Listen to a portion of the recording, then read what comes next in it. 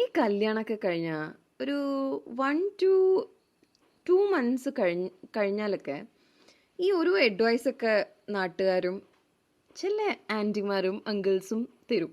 അതിലേറ്റവും വലിയൊരു അഡ്വൈസാണ് baby planning. അതെങ്ങനെയായിരിക്കും എന്നൊന്ന് കണ്ടാലോ? After 6 months of marriage.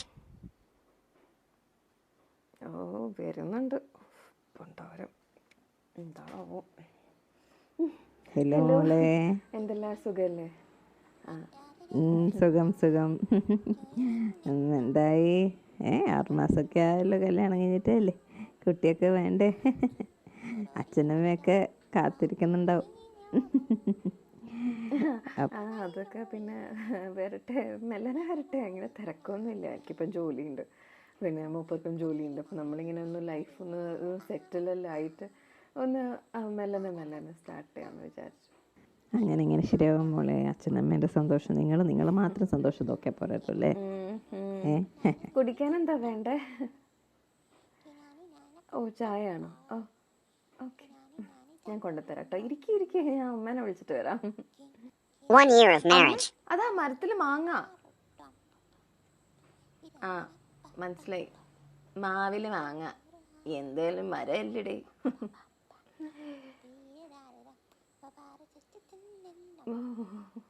വരുന്നുണ്ടല്ലോ എൻ്റെ ദേവി. ഇപ്പോഴൊന്നും ചത്തില്ലേ? ഓഹോ, പിന്നാലെ വരുന്നുണ്ടല്ലോ ഭർത്താവും കൂടി. ഹലോ ആൻറ്റി, അങ്കിൾ, എന്തൊക്കെയുണ്ട്? സുഖല്ലേ? മോളെ, ഇപ്രാവശ്യം വരുമ്പോൾ ഞാൻ വിചാരിച്ചു നിൻ്റെ കയ്യിലൊരു കുഞ്ഞിക്കാലുണ്ടാവുമെന്ന്. ഒരു കുഞ്ഞി മോളോ മോനോ. നിങ്ങൾക്ക് ഓരോട് ചോദിക്കറോ?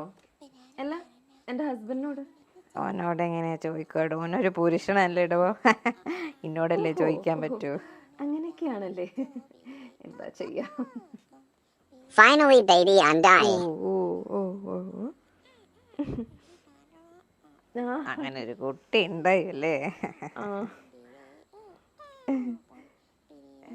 ആൻറ്റി പിന്നെയും ഇങ്ങോട്ടേക്ക് വരുന്നുണ്ടല്ലോ. എന്ത് പറ്റി? പേഴ്സ് മറന്നു പോയോ? എന്ത് പറ്റി? മോളെ, ഒരു കാര്യം പറയണം. ഇവനൊരു കൂട്ട് വേണം. അടുത്തത് മനസ്സിലായില്ല.